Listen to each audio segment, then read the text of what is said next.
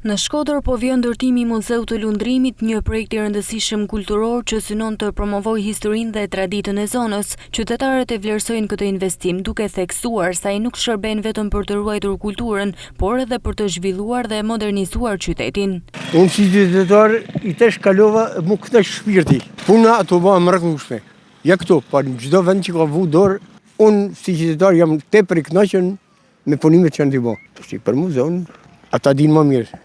Duke të kanë vunë vendin e duan. Për mendimin tim, është shumë i rëndësishëm. Po çka kena pa shumë mirë, inshallah ishte u vazhdojnë.